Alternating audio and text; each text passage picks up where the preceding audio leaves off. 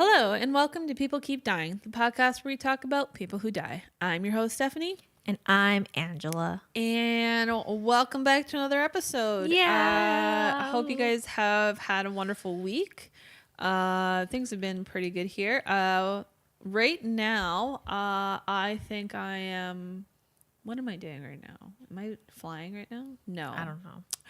Well, I'm probably in Korea right now. Maybe. One of us is not in this country or on this side of the planet. Same, but both of us wouldn't be in this country. Yeah, that's true. I would just be off continent. Yeah, you'd be... Yeah, you're going to be on the other side of the planet. Yeah. But that's cool. Because our friendship has no bounds. That's what we have the internet. Exactly. It's not like pen pals no more. And we're being brought to you by the power of the internet. So it's not an ad. Yeah, this internet. is not an ad. Internet. People keep dying. Internet. All right. You hit those keywords. So I'm just going to hop into it. I think you may know this story. I'm not 100% sure, but you probably do.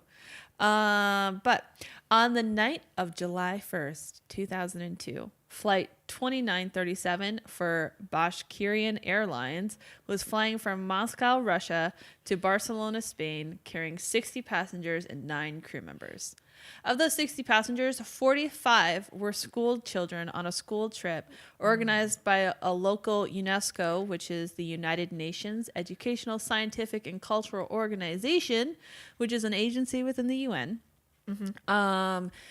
And most of the parents were high-ranking officials in Bashkortostan.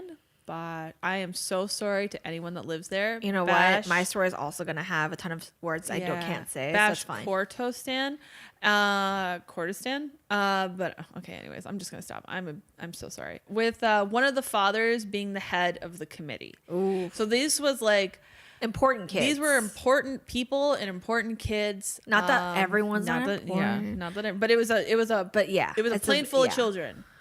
And it was being flown by a crew of very experienced pilots. So we had the Captain Alexander Gross, First Officer Oleg Grigoriev, Murat Ikulov. He is normally the first officer, but he wasn't doing his normal role because Oleg was tasked with evaluating Captain Gross on his performance for this flight. So I don't really know why he was doing an evaluation because the captain had like over 12,000 hours. But either way, so there were 5 people, a flight navigator, a flight engineer, the first officer, Oleg, who was doing the... Anyways, I'm sorry. There was a whole bunch of people. There was a lot of people. There's a lot of information in these kind of stuff. Yes. There's a lot of information with this kind of stuff. So they had like a lot of flights hours between them. Very skilled group of pilots. There was another flight, Flight 611 for DHL, which was a Boeing 757 cargo aircraft, and it was flying from Bergamo, Italy to Brussels, Belgium. And it was being flown by 2 pilots, British Captain Paul Phillips, who was 47 years old and had 12,000 hours of flight. So pretty good. And then Canadian First Officer Brant Campione, he was 34 years old and had 6,600 hours of flying time. So like everyone had like thousands upon thousands of hours. It was being flown by good people. So these 2 aircrafts were flying at their destinations at the same flight level of 360. And despite being inside the German border, the airspace they were flying through was being controlled by Zurich, Switzerland, by a private Swiss airspace control company called Skyguard. We don't like Skyguard. Sounds like Skynet, and it's anything with sky in the name is usually bad.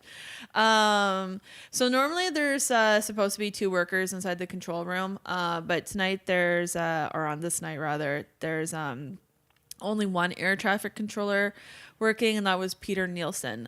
His coworker was off in another room, apparently resting, which is completely against regulations, but was common practice and was usually tolerated by management. Yeah, sounds about right. So Peter basically stated that the added workload and delayed radar data was the cause for everything that happened that's going to transpire. So he didn't realize that these two planes were about to fly into each other. And at 11:34 p.m., Peter realized that the two dots on the radar were getting too close. So he contacts the passenger plane and tells the pilot to immediately descend to 350 to avoid collision, which the crew listens to. Yeah. However, their traffic collision avoidance system, which I'm going to refer to as TCAS from now on, instructed them to go up. Oh. At the same time, the TCAS on the other plane was instructing their pilots to descend. Yeah. And had both planes listened to their automated messages, the following events would have never occurred, and those children would still be alive. Yes. So the Boeing cargo jet followed their instructions and started to descend. So they listened to their TCAS. They tried to inform or radio over to Peter, but he was over on Station 1 dealing with the passenger flight. And he was telling them to descend, completely unaware that their TCAS system was telling the passenger plane to go up. Mm-hmm. When the crews for both planes finally saw each other, which was Too late, 8 usually. seconds before Yeah. collision, the Boeing plane tried to accelerate its descent. Then the passenger plane obeyed the TCAS warnings and started to climb up. Mm-hmm. And that was at 2 seconds before. But unfortunately, it was too late. And at 11:35, the two planes collided, and the passenger plane basically gets like cut straight down the straight across, breaks into several pieces, scattering everywhere. The nose of the plane falls straight down, while the back end of the plane, because it had the engines on, was able to keep flying for a little bit, but then eventually stalled and then fell straight down. The Boeing lost 80% of its stabilizer. The pilot struggled for an additional 7 kilometers before crashing into a wooded area. And all of the people on both flights died. The German Federal Bureau of Aircraft Accident Investigations found that the main cause of the collision to be a number of shortcomings on the part of the Swiss air traffic control, because there was a whole bunch of fucking shit going on over there, and also ambiguities in the procedures regarding the use of TCAS, because if they both would have just listened to the automated messages, they would have been able to just bypass each other. But the problem is that they were both going down at the same time, and then it was just like they were going to collide if they kept going down, and they were going to like it was too late. Apparently, like at the air traffic control systems, there's supposed to be like a big warning that like goes off in the building when like two planes are about to hit each other, and it's supposed to go off within like 2 minutes. But apparently earlier that day, like there was some maintenance being worked on, and so that stuff got shut off, and Peter didn't know that. And it was just like, he was the only one there. He shouldn't have been the only one there. And there was like a whole bunch of stuff going on. So Skyguard blamed the Russian pilots for the accident. Even though it's not. Even though it wasn't them, they were just like, well, it's not our fault. Like they should have listened to their TCAS. Yeah. But then they have finally accepted full responsibility. And then they asked the victims' families for forgiveness, which we're going to talk about later. Well, they're big. Yes. Yeah. They're a big company, but they're no longer there because of this. And those were important people that he killed. Yes. So that's not. I'm not. Yeah, they're important people. But it's just they were only on. Then they paid out compensations to the families of the dead children for $30,000 to $35,000 per child. That's not enough. That is not, at all. That's not a lot. I think we're gonna say $1 million because that makes more sense for how important these were important people who had kids and they care about their kids. No, like to them, you're about to get more pissed off. Yeah. Okay, so Vitaly Kaloyev was a Russian architect, and his wife Svetlana and his 2 children Konstantin and Diana were passengers on flight 2937. Vitaly participated in the search of the wreckage, and while he was searching there, he managed to find a broken pearl necklace that belonged to his daughter Diana. Oh my God. Then he found her body in the trees Luckily, her body was still intact as the trees had broken her fall. Svetlana and Konstantin was not as lucky. Svetlana's body was later found in a cornfield, and Konstantin's body was found in front of a bus shelter in town. He hit pavement. Oof. So it was, yeah. But like, and this is just this one family. There were 62 people. Like, bodies. That's just one plane too, right? There's 2 planes. Well, it was 60. It was 60 people, 62 people on the one plane, and then 2 people in the other. So 64 people. And like, they all fell out of the sky and just started dropping everywhere. Vitaly suffered, obviously, a lot of breakdowns following the accident. He would later state that he died that day. He built shrines in his home and basically lived at the cemetery, constantly sitting by their graves, talking to them. Like, I don't think I would have lived. Yeah. I would have. Just completely devastated, which is like, it makes, it's devastated. So a year after the accident, Skyguard, because they're going through their whole court thing, they send a little letter to Vitaly, and which basically was just a little agreement that was like, we'll pay you $60,000 for the death of your wife and $50,000 for the death of your 2 children. And in return, you have to deny any claim to the company. Basically state that, like, we'll pay you, and then you can never come after us for anything. Like, because Skyguard knew that they had fucked up. And this pisses Vitaly off. Why rightfully so. Yeah. Like, so much, because he later says that he was infuriated by the fact that they wanted to haggle over the deaths of his children. So now I read one article that said that he had asked for a meeting and had gotten it. And then but like, every article was basically talking about how he said that if he had just gotten this meeting, then this would have all been avoided. But so I don't really know, because there's some conflicting reports. So Vitaly is super pissed off, and he hires a private investigator, and he gets the address for Peter Nielsen. And on February 24th, 2004, Vitaly heads to Peter's home. And while walking through the neighborhood, a neighbor sees Vitaly looking a little lost and asks him if he can help. But Vitaly, like, he doesn't speak any Swedish, because Peter lived in Zurich. And he shows the neighbor a piece of paper with Peter's name on it, and the neighbor's like, oh yeah, like, he lives over there. So Vitaly then, like, walks over to the house, and instead of, like, knocking on the door, he just sits down in the garden, which the neighbor thought was a little weird, but was like, okay, whatever. A little while later, Peter finally sees, like, this dude sitting in his garden, and he goes out to see what's up. And when he goes out into the front yard, Peter's 2 little kids follow him along, and his wife said that she tried to call him back, when all of a sudden she heard, like, a kind of scream, and when she ran out, Peter had been stabbed several times and died a few minutes later in front of her and her 2 children. Vitaly was then arrested and charged with premeditated murder. And in court, when they asked why he did it, he said that when the plane crashed, it ended his life, and he was crushed by the loss of his family. He said that he was infuriated when Skyguard tried to buy off his dead children, and that all he wanted was a meeting. And apparently he had asked for a meeting, and they had scuffed him off. But like I said, there was another article that said that they actually had the meeting. And in that meeting, Peter like, wouldn't apologize, and like, because if you apologize, then you're admitting. Then you're admitting. So he on October 26, 2005, he was convicted, and he received 8 years of prison.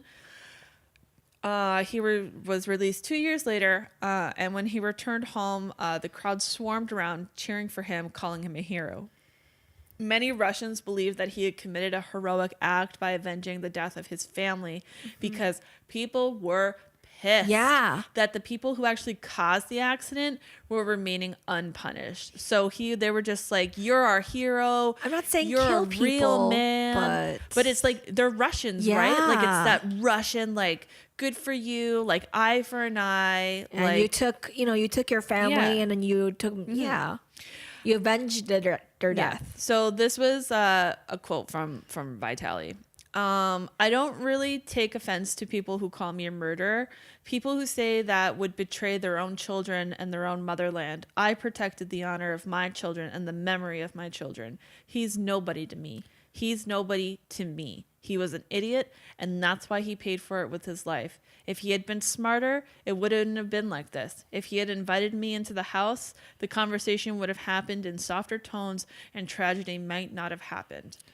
If you watch it as in a movie, you would definitely be cheering him on. Yeah, for sure. For sure. I could totally see. I mean, maybe movie. not so much like the Peter thing. You see like Liam Neeson playing, but like you would cheer it if he had killed like the bad guy at Sky Guard or Sky Guide or whatever. Sky Guard.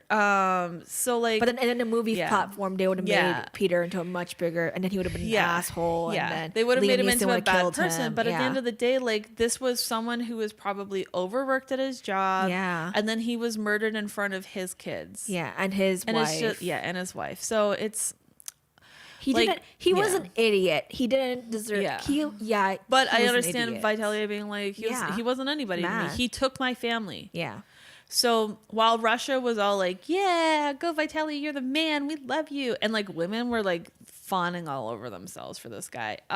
Switzerland was like, no, that's not cool. You can't just come into you killed someone. This country and start killing people. Well, no, it was, Wasn't it? Yeah. Yeah. And they were just, but they put him in jail. But they were like, but it was when they got out of jail and everyone was like cheering for him. They were like, no, that's not cool. So they were like, they asked him to repay the costs of his incarceration, which is $157,000, and he was like, "Fuck you." And like, apparently, a couple years later, he was like traveling through there or whatever, and they detained him. And it was like this whole big thing because he was like, I'm not doing anything. They had to like get a Russian like ambassador to come over and like have him released because like they were like, you owe us $150,000 if you don't pay, you don't get to play in Switzerland. Yeah. And he was like, well, then I guess I just won't come back. Yeah.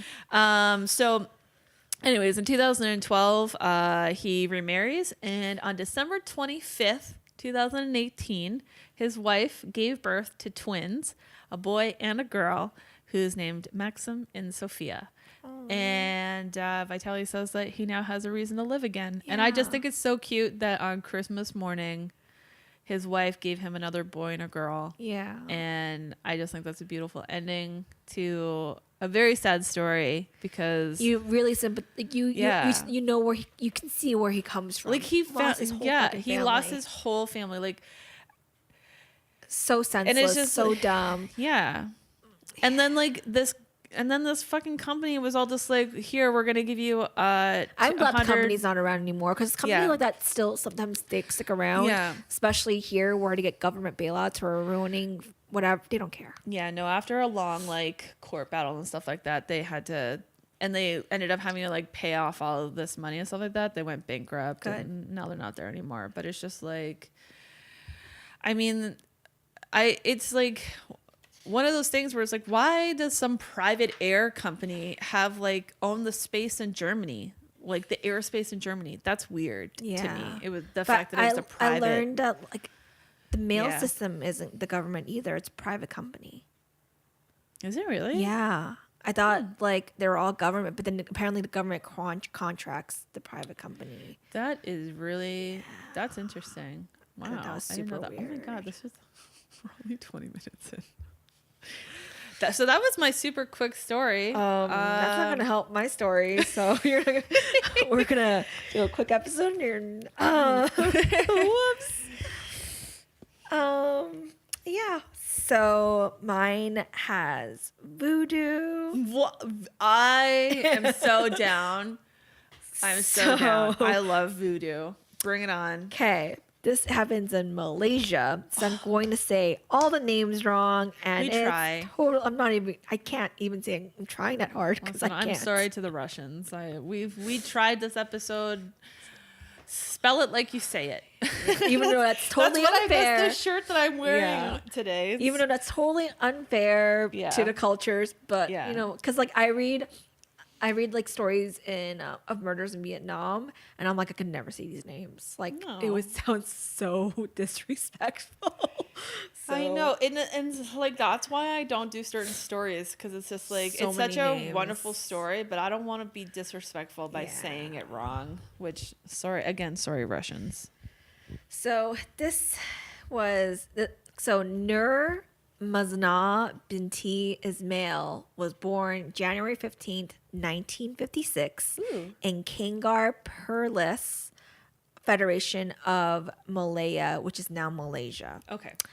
And she started singing. When did Malaysia become Malaysia if it's now Malaysia? I think it was like in the 1980s, I want to say. So after she was born. I guess it's like how Constantinople changed its name to but that wasn't recent. So it's because she was just like she was born like within the last 100 Czechoslovakia is now a republic of that's so true. yeah. So she started singing and dancing at a very young age, dreaming of one day becoming a star like most little girls. Yeah.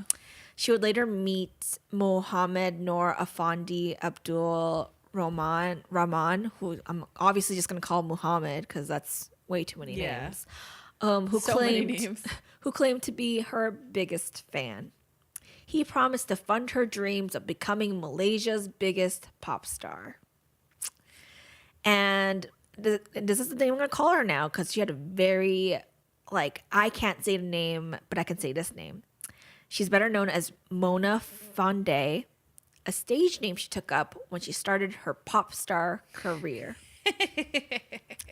Although her career didn't take off, the couple worked hard and self-produced the studio album Diana in 1987, as well as booking several TV appearances. Ooh. And what pop music in Malaysia sounds like. It's like a lot of they're all very similar to here, but I guess like India has like very different pop music. Yeah, but it's just like the music, you know what I mean? I wonder because every country has like their own like music instruments, so I don't know. I know like in Korea, it definitely sounds like you mix like 3 or 4 different genres and you smush them together, and so it's like you hear like so many different types of music I guess going on. But her most popular song was Ku Nyanyikan Lagu Ini, which probably totally said that wrong. And I didn't listen to it because she is not a good person. Oh, okay. I was thinking she was going to be the victim. When it became apparent her music career wasn't going to take off after a few years, she ditched her pop star career and went to the more obvious, I guess, career path of witchcraft. Yes. Oh my God, I'm so down for this. All right. She became a bomo, which is basically a shaman or, a witch doctor. A witch doctor. Like a psychic. A local shaman. Ooh. Oh my God, this story is. As the police. Noise, that's the police come. The police. They're coming for you, Angela. They heard what you said. Yeah, the witchcraft. The witch hunters are here. They've come for us. This career change seemed to be a great idea as the couple started to make way more money than her pop star career, which generated no buzz. Yeah. Mona Imagine that. Yeah. Mona started to offer her services to upper class society clients as well as politicians. I'm not really sure how she got into contact with them. I wonder if her career as a pop star gave her this access, even though she wasn't but I guess even if you're like a low level pop star, you have some recognition in comparison to zero. I mean, but what is she saying that she's a witch doctor of? Did we get into that? She can just help you. Oh, okay. She just help you with anything you want in life. Oh, okay. You want more money? She'll give you this thing. You're gonna make more money. Yeah. She said she provided them with a variety of charms and talismans that would bring them good fortune. The very placebo generic, effect. You know. It was through these clients. I love old world magic stuff because it's just like, and this isn't even old world. This I is know. 1987. That's why it's but it's in Malaysia, so it's like. They probably still have it They somewhere in the probably- States. Like I think like Listen. New Orleans has a very rich like witchcrafty culture. I just want to stay up front. Voodoo? I totally believe witches exist. I believe in magic. I believe in all that shit. I don't believe that everyone that says that they do it can do it. I feel like it would be illogical to say that it's not possible. That's just like Anything is possible. So like, but it was through these clients that Mazlan Idris came into contact with Mona. yeah. And Mazlan is a state assemblyman from the constituency of Batu Talan in the state of Pahang. And I had never heard of any of those things. Yeah, neither have because I. I'm not Malaysian and I've never been there. But he was educated in the United States, which is a big deal if you and Yeah. you know, and had ambitions to further his political career in the ruling United Malays National Organization, which is the UMNO party. And UMNO party is basically the only political party in Malaysia until 2018. Oh, okay. So Every prime minister who served for Malaysia until 2018, like last year, was from this party. This was the only party. there's just like was not it. a lot of competition apparently. No, That's until last crazy. year. They That's- actually that's did insane. get someone from a different party last year. I wonder how so- well they've been doing this last year then. I don't know. Someone will tell me. Maybe. Please leave us a message in the comments and let How us know. dare you not know all your... I don't know. I barely even know like Canadian American politics sometimes. I know. There's so much God, going on. There is so much There's a going mess on. going on here, guys. It We is. can't There's a help mess you. everywhere. It's just messy everywhere. Yep. Government, there is no government that's got it together. So Mohammed and Mona promised Mazlan by giving him a talisman consisting of a cane and spotmi, which is an amulet, which was supposedly owned by former Indonesian President Sukarno. Basically, it was like, this belonged to a powerful person. Used to belong to a powerful person, and their This energy belonged is to still in the Cleopatra. stone. If you put this on your face, it'll burn If it, you and you'll kiss look the just stone like her. every night, Yeah. you'll obtain their energy. Exactly. That's exactly how it goes. So Mona somehow convinced Mazlan that when he held the talisman, it would make him invincible. Oh my! This is turning out real well. Oh my gosh! And What does this idiot do? in return, Mazlan would only have to pay her 2.5 million Malaysian ringgits, Oh my God! What which is is that? $971,000 US in 1993. Oh my God! So basically, I did the conver- basically $100,000. Yeah, no, $971,000, almost $1 million. So okay, so US. almost $1 million In for 1993. an invincibility Yes. pendant or staff. And this was in 1993. I actually did like the conversion then because it was available for some reason. Yeah. Because Google's amazing. Yeah.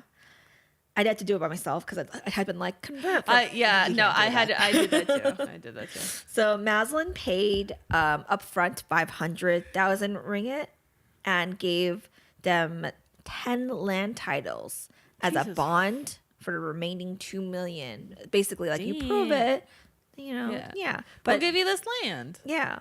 So They're gonna fucking run off with the money, man. That's a lot of money. for the whole ritual to work, an appointment was made for a cleansing ritual that was going to be performed on July in 1993. We don't know exactly what day happened. It's kind of like iffy, Yeah. but with the help of the couple's assistant, who I don't know, if it's Hurremi. I'm going to say Hurremi Hassan. Mazlan was laid on the floor with his eyes closed. Don't close your eyes, guys. No, don't lay on some stranger's floor and close They're their not eyes. strangers. When This they're is gonna a shaman. when they're gonna cleanse You you know, and make you invincible. close your eyes for Do you know how you become massage. invincible? You die. Then nobody can hurt you ever again because you're dead. You know, depends on how you see death. He basically just paid someone $1 million to kill him. Yes. Oh my gosh! He was okay. told to wait for the money to fall from the sky, Yeah, he's about to fall from the sky. while Mona placed flowers on his body. Oh, Then Hirami, her assistant, chopped off Mazlan's head with an axe. holy shit! Okay, that escalated so quickly because here I am like, Okay. So Close your they're putting on eyes. these. I was thinking something was gonna go wrong, And then you chop off his and then head. you just chop off. Oh my Invincible. gosh! And Oh so my God. Ta-da! You're invincible. there was a movie that's made about this, and in it they said like they try to play it off like, well, we had to check if he was. I'm not supposed to laugh, but it was so fucking That ridiculous. is funny. Listen, like, oh my that God. is a good answer. Escalated so quickly. It did escalate so quickly. I really thought it was going to be like they were going to try to do something and maybe something went wrong. No, there's nothing going wrong when you chop off his head with an axe. No. That was intentional. So the only logical thing to do at this point is all three started to dismember the body and partially skinned Maslan. Ew, why? Well, because it's Dispose of the witchcraft. body, you know? Yeah, I just don't know why they would partially skin him. Well, there was Did there was they eat speculation they ate it. Yeah, So- it's like Speculation. witchcraft. I think that partially skinning was the reason why Yeah. there was speculation that they ate it. Yeah, because they're like, what'd they do with this strip of skin? They made a bacon and egg sandwich. Or maybe they use it as binding for a book because there's that one book that's bound by human skin somewhere. Yeah. So Maslan had been reported missing on July 2nd, 1993, after he had withdrawn 300,000 ringgit from a bank. And I'm pretty sure I'm saying that like money name wrong, but oh well. I mean, He it had- sounds ringgit. Yeah, ringgit. Ring it up. He had missed several UMNO functions, which caused concern, obviously, and triggered the missing persons report. Well, he's missing. Yeah, like he's a pretty important guy. Yeah. After a You murder, can't just go around killing. you're gonna really want to important look up a people. picture after I tell you what happens because it's so creepy. Oh no. So after the murder, everyone went on as if nothing had happened because the money Mona and Mohammed received were reportedly used to buy a Mercedes-Benz, a shopping spree, and a facelift for Mona. She looks fucking terrifying. Super, super scary. The police were perplexed and had no leads on the murder until they got really lucky. A couple of days after the murder, Huremi was picked up by the police for a drug offense. Ooh. And probably while he was high on something, he was like, oh yeah, I killed Maslan. We killed Maslan. Yeah. What? And the police are like, Are you arresting me for that? oh, what? Were you arresting? Yeah. So It's about that guy I killed. Harami then reportedly led the police to the storeroom where shit. Maslan's body was buried. Ooh. Maslan's body was buried in 18 parts, and some reports said that all of his body parts were not present, which speculated that they ate some of his body parts. Well, yeah, because if you're gonna have like 98% of it there, Yeah. where's the other Close 2%? enough. Well, the skin's delicious, maybe. It's in the toilet. So Apparently, human skin is the most delicious. the Pardon me. skin or meat? The skin. Oh, okay. At least that's what that dude said a couple weeks ago. Yeah.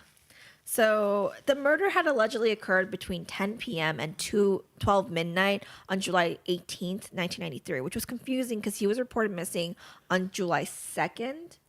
So that's why I didn't really know when he was murdered or Yeah. what was going. If they held him captive, like, Yeah, what did like- they do for 16 days? I They don't just know. cleansed them for 16 days. Who I knows? mean- they tried really hard and they're like, you know what? Forget it, just kill him. Yeah, maybe. So Mona, Mohammed, and Harami were arrested on July 22nd, 1993. Like officially arrested. Yeah.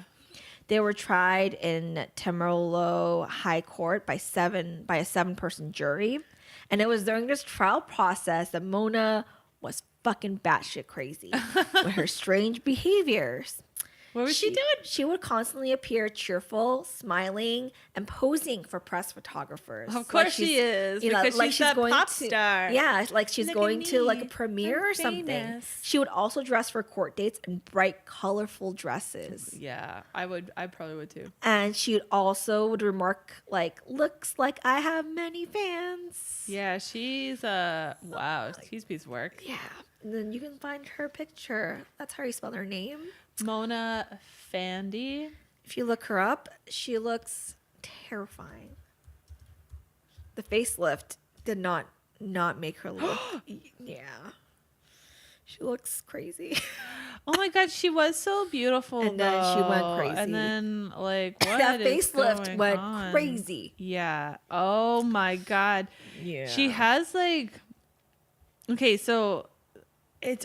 I'm getting like the smile on her face reminds me of the nose people from Beetlejuice. Oh yeah. Do you know? Because of the way that it Yeah. the It's smile terrifying. is too big. Yeah, it's too big for and her her cheeks face, are and none of too her skin triangly. moves. And it's Yeah. very translucent, and she looks terrified. But like she used to be like she was like so beautiful. Yeah, and then she got the facelift, And then she was like, I'm a witch doctor. and she's 40, so she's just like, oh, I have to look young, I guess. Yeah. So anyway, there is a lot of pressure. The for trial, no, I think she just went crazy. Well, no, there's a lot of pressure of like, There oh, you're is. 40, you better start. But I mean, Asian people we don't start wrinkling like that badly when we're 40. I think she Yeah. just lost her mind a little bit there. Well, she was clearly there was something a little off. Or with there's this for sure one. something. You don't usually murder people for. No, you don't usually murder Yeah, people. you usually don't. So I think that something's already a little off Yeah. about you to begin with. The trial took 65 days and 75 witnesses were interviewed. That's the reason why it took so long. I think that they had Yeah. to talk to every person who she's ever witch doctored Yeah. for or shamaned for. Yeah. It reportedly took jury less than 70 minutes to reach a unanimous verdict of they're fucking guilty. Yeah. And all three We of just sat through so many days of all this testimony, but we were from the very beginning. We're like, she fucking did it. Like, Yeah. Like, we'll listen to this. I know it's guess. probably messed up, but I mean, look at her. Yeah. She's crazy. So all three of them were sentenced to death by hanging. Ooh. After hearing the verdict, Mona reportedly said, "I'm happy and thank you to all Malaysians." Like she accepted an award. Oh my God. She probably was So- looking at it where she was. She was like, I'm going to be, this is how I'll be famous now. She was photographed smiling, as all those pictures you've seen, as she was led away from the prison. With that creepy the smile. creepiest smile. Unsettling. They filed for an appeal in 1999, which was rejected, and then they sought to obtain a pardon from the Pardons Board of Pahang, who refused the request. They're like, "No, you're hanging. That's Yeah. it."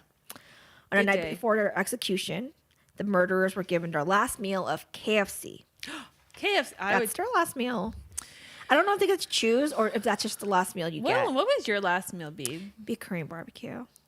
Because you know what? I really love KFC Twister sandwiches. And I think I would actually probably want that to be my I want like last. a whole I wouldn't spread. complain. No one's gonna give me that. I'm gonna be like, give me a whole spread of like Korean. I barbecue stuff. want a Korean, like Feast, a but I Korean won't get it. feast. Yeah.